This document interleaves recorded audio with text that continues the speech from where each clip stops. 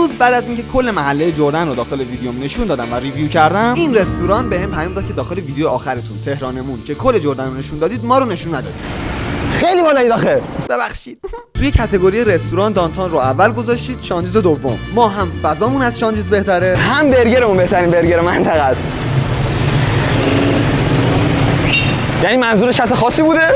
نمیدونم. خوشحال میشم ببینیمتون. اومدم. ولی با یه دونه دانتان میرم.